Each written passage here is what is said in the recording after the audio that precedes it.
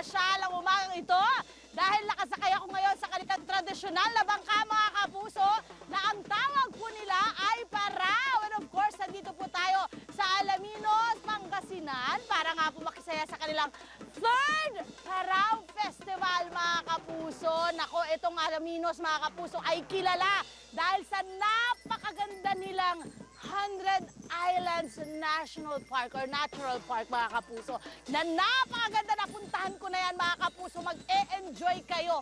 But of course, hindi lang po, diba, hindi lang po pangingisda ang gamit nila dito sa kanilang tradisyonal na bangka mga kapuso. Dahil ngayon, dinarayo na rin po ang Alaminos City dahil sa ganda ng mga paraw nila rito mga kapuso. Pag nakita nyo naman, matutuwa na po kayo at mae-enggan yung mag-picture-picture dahil sa kulay po ng kanilang mga paraw mga kapuso.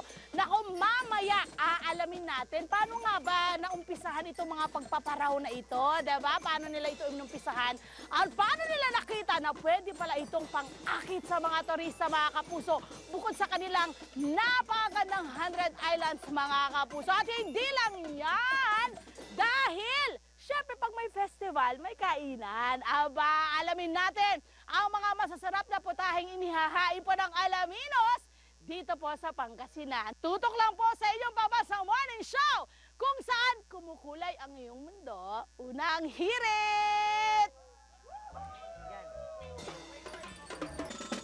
Yes, Igan! Eto na nga! Isang, ano ba to? Konting alon lang na umaga mo sa inyong lahat mga kapuso, pero makulay ang paligid namin.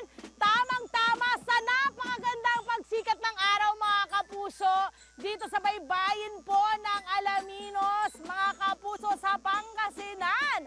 At syempre alam naman natin lahat na ang Alaminos mga kapuso dinarayo dahil sa kanilang sikat na beautiful na 100 Islands Natural Park mga kapuso. Pero bukod po sa kanilang 100 Islands mga kapuso na nagagandahan, mga isla, ay dinarayo rin po ito dahil sa kanilang nagagandahan at makukulay na paraw mga kapuso na tradisyonal na bangka ng mga taga rito mga kapuso na ginagamit din po nila sa kanilang pangingisda. Pero ngayon, talaga naman pong atraksyon na nila ito sa kanilang mga turista mga kapuso. Ito nga po ang kanilang 3rd 100 Islands Parao Festival! Woo! Magkakalayo kami kaya. At ngayong umaga mga kapuso, napakasaya natin dahil makakasama natin ang 20 taon nang nagpaparaw. Si Mr. Jomy Navarro na kung saan siya po ang may-ari ng paraw na ito na aking sinasakyan. At sana hindi kami... Ito na! Magandang umaga, Sir Jomy. Halika tayo ka dito, Sir Jomy. Ayan. Magandang umaga, Sir Jomy. Magandang umaga din po. Okay. Sir Jomy, tanong ko sa'yo, gaano katagal mo na itong ginagawa at ano ba dapat ang technique ng pagpaparaw? May technique ba yan? Opo, ma'am. Kasi ma'am, pag di masyadong mahangin, ito po yung layag niya, ma'am. So hangin ang nagpapaandar. Opo. Ano yung pinaka-perfect na oras para magparaw? Sa umaga po, umaga. Morning talaga. Opo. Gaano kalakas ang hangin dito? Kaya kang dalhin sa iba't ibang isla dito? Ganon? Opo, ma'am. Hanggang sa 100 Islands So po. nagagamit mo to sa pagpunta sa mga isla? Opo. Ay, napakaganda. Nako, okay. Kayo daw po ay dinarayo na dahil na rin sa inyong mga paraw. Opo. Kumusta ang dating ng mga turista? Sumasakay din sila? Opo, ma'am. Kumusta ang mga reaksyon? Kung ma'am, lalong rumarami po yung turista na pumupunta rito, ma'am. Anong mga lahi? May mga nakita ka? Marami, ma'am. Mga Amerikano, ganyan. Ay, Lahat, ma'am. I'm sure lahat Amerikano kay Kuya. Okay, at makikita natin na bukod dito, kumakain din kayo syempre, no? Yan, mga kapuso! Dahil bukod po sa kanilang 100 Islands at dito nga po sa Parao Festival na to, or sa kanilang Parao, mga kapuso, ay dinarayo rin sila dahil sa kanilang masarap na mga pagkain dito po sa Alaminos, mga kapuso. Alam naman natin, pag taga-norte, di ba? Masasarap din po silang magluto. May kanya-kanya din pong pagkain ipinagmamalaki mga kapuso. Kaya ngayong umaga, ipapakita natin, ay, ito pa pala muna, bago yan. Tingnan muna natin ang mga naggagandahang. O, di ba?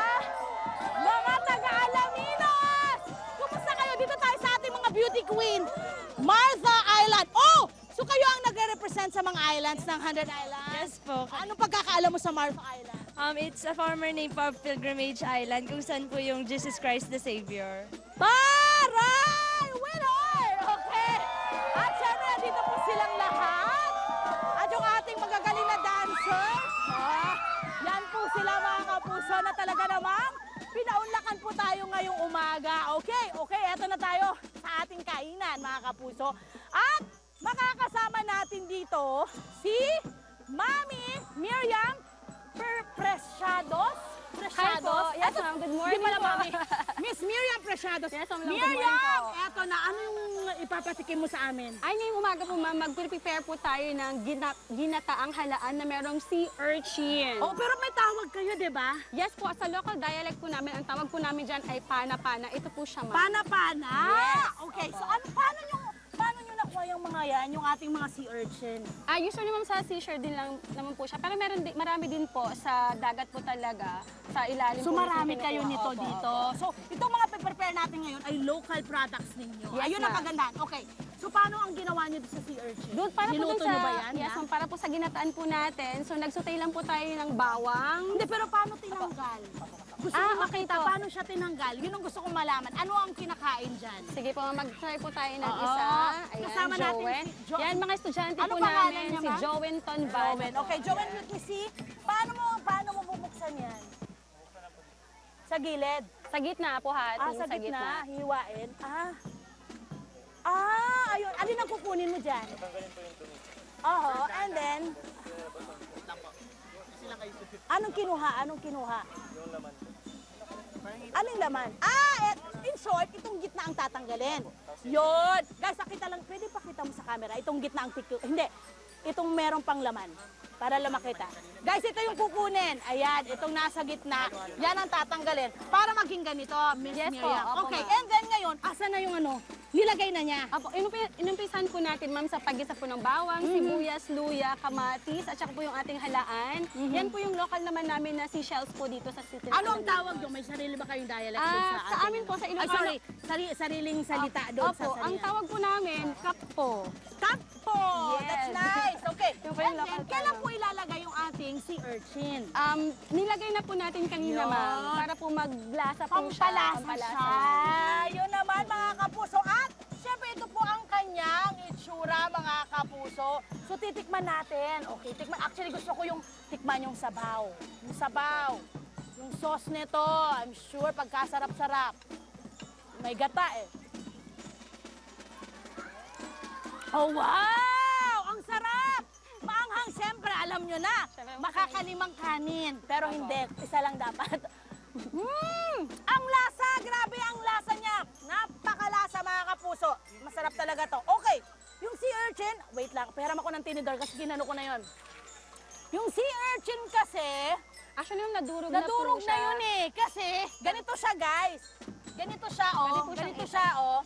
Alam mo yung pampalasa sa Bicol Express. O, sige, para magkaroon lang kayo ng idea. Parang alamang. Okay? So ito ang ginawa nilang parang alamang. Pampalasa doon sa kanilang ginataang halaan. Yan po yun. Kaya hindi na natin siya masyadong makikita. Okay! Pero mararamdaman mo, nagpaparamdam naman siya sa lasa. Yun naman yun. Maraming salamat, Miriam. Ito pa. Thank you po. Meron tayong baked oyster. Ayan, ito mga kapuso. Of course, marami kayo Okay, kasi dito. maliban po sa mga sea urchins and other seafoods natin, meron din po tayong other seafood products. Oo. Gaya po ng salaba, Oho. meron din po tayong bangos. Bangos, ano pa ang meron Ayan. kayo? Tapos mga local products po natin, mga ano po, ayan po, mga prutas po natin, gaya po ng kaimito, or Ayan. star apple. Meron din silang Alaminos pinakbet. At syempre po, yung pinakasikat po sa Alaminos, ma'am, ang Longganisa! Alaminos longganisa. Guys, ang ganda lang. Opo. Ito yung cute na cute. Pag alam kung pag ganyan ang pagkakagawa, alam mong dito galing yan. Opo. Yung may mga ganyan na dalawa sa dulo. Yes, Ayan. ma'am. Okay mga kapuso. At syempre bukod po dyan, meron pa sila dito. Oh, dito naman tayo. Grabe, dami yung pagkain. Excuse me lang, ano. Dito tayo mga kapuso dahil hindi rin po sila nagpapahuli sa kanilang mga kakanin. Meron po silang tupig. Kasi ito yung tupig nila mga kapuso. Of course, sa Pangasinan, isa yan po sa pinagmamalaki na. Meron po silang kutsinta, may patupat. Ano yung patupat? Ma'am, gawa po sa yung iluluto sa malaking kawa, ma'am. Pinapakulaan po yung Ano po ang meron sugarcane. dun po sa, anong ingredients po ang meron tayo sa Sugar patupad? cane, ma'am. Sugarcane and? Niluluto sa malaking kawa, ma'am, hanggang kumulo siya. And Malagkit then- po ba Oh, yun? malagkit po, Ayun! ma'am. Yes. Malagkit sugar and nyog. Nyog po. Yun, tapos binabalot po nila ng pagka-cute-cute. Ayan, meron silang binungay. Opo. Binungay. Saan po yung binungay? Ito Walang... po. Ay, ito pa! Naku, napakasarap nito! Guys, ang sarap-sarap nitong binungay na to. Grabe, I love this one. Pag binuka mo yan, ito na siya. Tapos may nilalagay kayong sauce. Yes, ma'am. Wala na, uwian na. Ganun ang peg. And then, ano pa yung meron sila rito? Dito sa kabila naman tayo. Maraming salamat. O, di ba? Ang dami nyo pwede. Mula doon sa main dish, may dessert. Eto, kakain ulit. Dahil meron silang mga vegetable products naman dito, mga kapuso. At syempre pa, seafood product. Ano ang meron? Ang lalaki naman ng Yes, ma'am. mushroom nyo. Ito yung aming mushroom. At Cultured bakit may mushroom. kulay ang mushroom nila, oh? Bawat spoon, may kanya-kanyang kulay. May pink, may gray, at saka Oo. white po. Bakit ba nagkakakulay? Sa spoon na po yon para at least kapag ka naka-display, magandang tignan. Yun, Pero yung ang lasa, ganda. parehas din. Pero Yes. natural na kulay to. Yes, ma'am. Ay, I Natural po yan. like. Nice. Thank you, ma'am. Ito na, dito na tayo. Ay, ang ganda rin nito, guys. Eto na ang sinasabi ko sa inyo bilang nandito tayo sa isang tropical country. Hindi dapat mawala ang Kawayan po. kawayan. At marami kayo nito dito. Yes ma'am, marami po dito Anong sa mga Laminos. products po ito? Mga souvenir item po. Ayun, mga kapuso na talaga naman pinakinis at pang-international ang peg. I love it! Look at that, mga kapuso. Mamaya!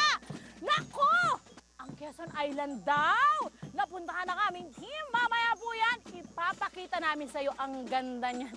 At ganda nyo. Kaya kailangan tumutok lang kayo dito para maging maganda ang inyong umaga. At syempre maging masaya